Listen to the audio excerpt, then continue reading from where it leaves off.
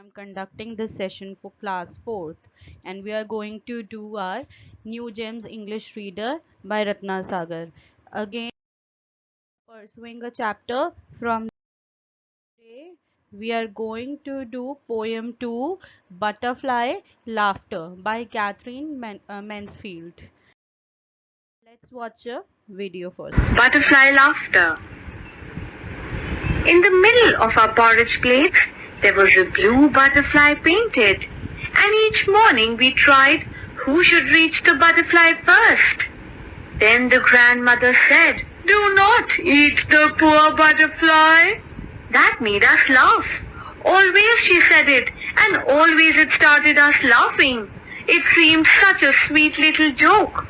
I was certain that one fine morning the butterfly would fly out of our plates, laughing the teeniest laugh in the world, and perch on the grandmother's lap. So you have watched the video of this poem. Now I am going to read for you. Let's start reciting poem Butterfly Laughter. In the middle of our porridge plates, there was a blue butterfly painted, and each morning we tried who should reach the butterfly first.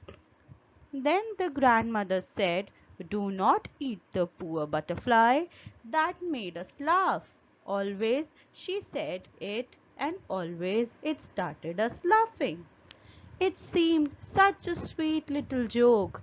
I was certain that one fine morning the butterfly would fly out of our plates, laughing the teeniest laugh in the world, and perch on the grandmother's lap.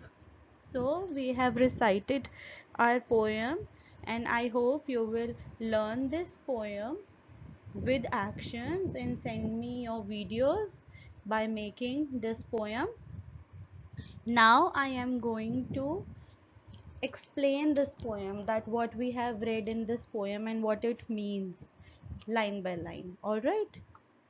In the middle of our porridge plates. What is porridge? Firstly, porridge क्या होता है?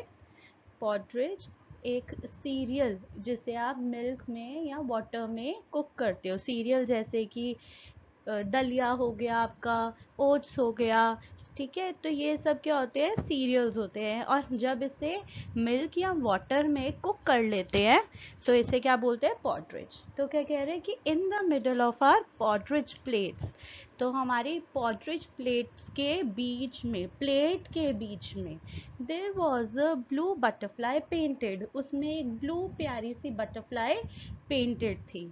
And each morning we tried who should reach the butterfly first. So सारे बच्चे एक साथ बैठ जाते थे अपनी ग्रैंड मदर के साथ, और उनको वो पोर्ट्रेट सर्व करती थी, और जिस प्लेट में वो पोर्ट्रेट सर्व करती थी उस प्लेट में एक छोटी सी प्यारी सी ब्लू कलर की बटरफ्लाई पेंटेड थी।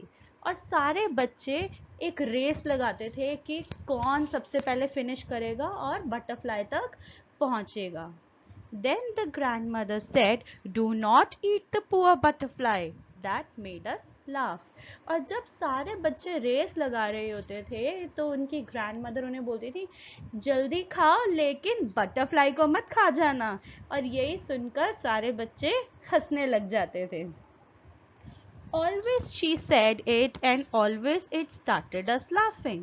और हर बार जब भी उनकी ग्रैंडमदर उन्हें पोर्ट्रेट सर्व करती थी, हर बार ये सेम लाइन कहती थी कि do not eat the poor butterfly, तो सब बच्चे हंसने लग जाते थे, और हर बार ये सेम चीज़ होती थी।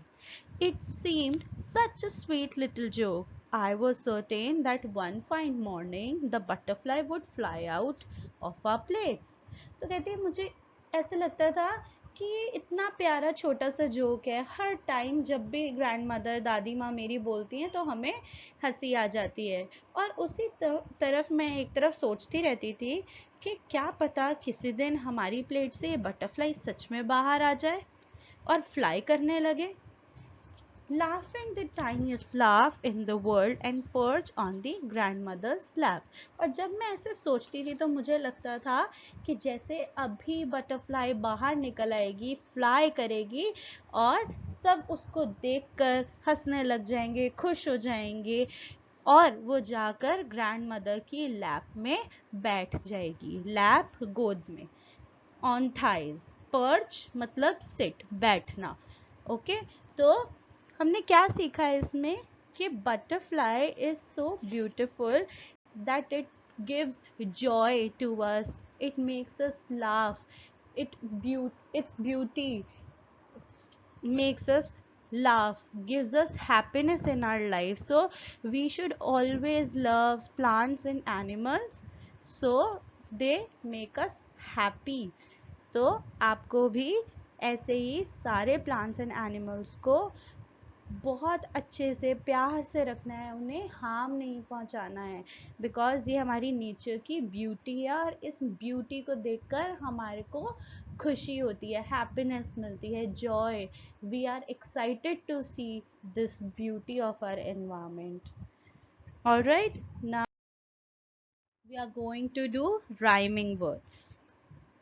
Middle, riddle, plates, slates, blue, flew, painted, fainted, each, teach, tried, fried, reach, preach, world, curled, fine, line, seemed, screamed, eat, feet, first, thirst, sweet, treat, one,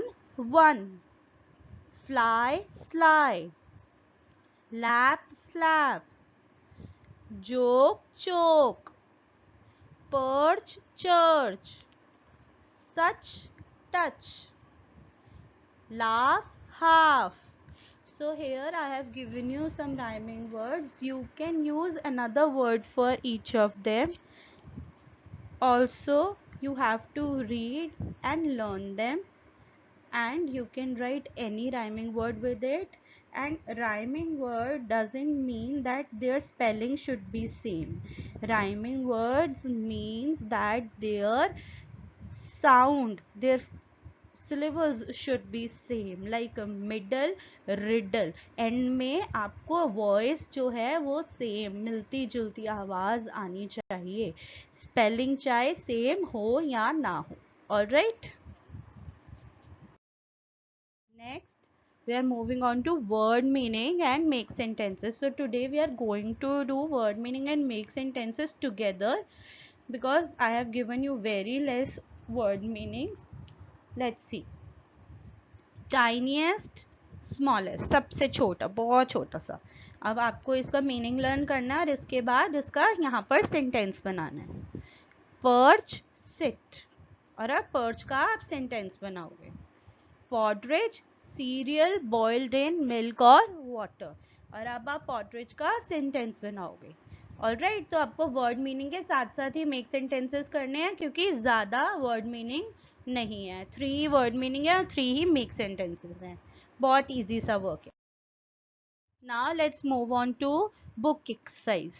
In book exercise, first question is from comprehension. Comprehension means that what you have read. So you have read poem. So this exercise is from poem. टिक करना है आपको, tick the correct meaning of these lines. Her line का एक meaning दिया हुआ है, उसे आपको टिक करना है, कौन सा पार्ट है, ए पार्ट है या बी पार्ट है। Alright, play with words, words के साथ प्ले करना है। सो इधर क्या है, use these phrases from the poem in sentences of your own. In the middle, each morning made us laugh, sweet little Joe, grandmother's laugh. When two words are joined together to make a new word, it is called compound word. तो आपको क्या करना है, इनसे एक compound word बनाना है। Compound word क्या होता है, जो दो अलग अलग वर्ड्स जिनका डिफरेंट मीनिंग है और जब उन्हें हम ज्वाइन करते हैं और ज्वाइन करने के बाद उसका मीनिंग चेंज हो जाता है। जैसे ग्रैंड, ग्रैंड मतलब बड़ा, और मदर मम्मा, और ग्रैंड मदर मतलब बड़ी मम्मा। तो बड़ी मम्मा कौन है, दादी, ठीक है ना। तो ग्रैंड का मीनिंग अलग था, मदर का मीनिंग अलग था, और ग्रैंड मदर का बिल्कुल ही डिफरेंट मीनिंग हो गया। ऑलराइट, तो ऐसे 2 वर्ड्स को ज्वाइन करेंगे जो ज्वाइन कर कर एक अलग मीनिंग बताएं. Match these words to form compound words. So according to this explanation, D part, question D, you have to join them first and then you have to write a word in the blank after joining. Like butter plus fly is butterfly. This is how you have to do the rest of them. Now grammar fun. Grammar fun में we are going to do noun. और noun में क्या करेंगे? Singular noun and plural noun. Singular means one, any one. Plural means two or more then that.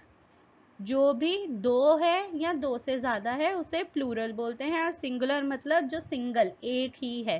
Like I have a pen, मेरे पास एक pen है. I have pens, तो pen का पेन्स, तो पेन्स क्या हो गए? प्लूरल हो गए, क्योंकि बहुत सारे हैं मेरे पास. ठीक है, रीड कर लेते इसे पहले. Nouns that stand for one thing, place, animal और person are called singular nouns. Nouns that stand for more than one person, place, animal or thing are called plural nouns. Plural are often formed by adding s or es. तो ज़्यादातर plural कैसे बनता है? जब हम इसमें s या es add कर देते हैं. जैसे मैंने आपको बताया अभी, पेन, पेन्स, तो s ऐड हो गया. प्लेट, प्लेट्स, s ऐड हो गया. ड्रेस और ड्रेसेस, ड्रेसेस में es ऐड हो जाएगा. ठीक है. Mango and mangoes, es add हो जाएगा. ठीक है, तो ये प्लूरल बन जाएगा. अभी हम और भी रूल्स पढ़ेंगे. लाइक जब हम इसमें IES ऐड करते हैं. अब वो IES कब ऐड होता है? In words that end with Y, जहां वर्ड में एंड में Y आता है. Plurals are formed by dropping the Y and adding IES. जिस वर्ड में Y आता है एंड में, उसको हटा देते हैं और उसकी जगह IES लगा देते हैं. So butterfly becomes butterflies. Hobby becomes hobbies. ठीक है. Now next rule is, in words that end with F or FE, plurals are formed by dropping the F or FE and adding VES. तो जहां word में F या FE आता है and में, उनको हटा देते हैं F या FE को और उसकी जगह VES लगा देते हैं. तो लीफ, लीव्स. Wife, wives. अब आप देखो कि लीफ के साथ एफ आ रहा था, उसने एफ हटा दिया और VES लगा दिया. लेकिन अगर हम इसे LEAVE तक रहने देंगे तो जगह लीव, और लीव का मतलब होता है छुट्टी, हॉलीडे, और लीव्स का मतलब होता है पत्तियां, पेटल्स. तो जो लीव्स है उसमें एस लगना जरूरी है, नहीं तो उसका मीनिंग चेंज हो जाएगा. Alright. And another rule is, some nouns remain the same in singular and plural form. कई ऐसे नाउन होते हैं जिसमें सिंगुलर और जो प्लूरल है नाउन वो सेम ही रहता है. Sheep remains sheep, scissors remain scissors. ठीक है, तो ऐसे सेम रहता है. अब आपको और एग्जाम्पल्स अगर देखने हैं तो आप अपने लास्ट ईयर की बुक्स को फॉलो कर सकते हो, because you have already done this in previous session. You have already studied this. This is a kind of revision for you. All right, and you have to do exercise based on that. Write the plural forms of these words. तो आपको ये E part में सारे words के plural लिखने हैं. Now next is noun that name a group or class or things. People or animals are called collective nouns. तो जो noun किसी group को, people को या thing को एक साथ नाम दे देता है उसे collective noun कहते हैं. एक group के नाम को collective noun कहते हैं. तो a collective noun is always treated as a singular noun. A pride of Lions, तो लायन के ग्रुप को क्या कहते हैं? Pride. A pod of dolphins was spotted from the shore this morning. तो dolphin के group को क्या कहते हैं? Pod. And you have also done this in your previous class, so you can take the help of your previous year's book so that you can learn from that a chart of collective nouns. Okay, so here you have to do question F and options are given already, you have to just fill it in the blanks. Next is homework. So you have to do your homework, and what is your homework? That you have to learn poem with actions. You have to only read rhyming words.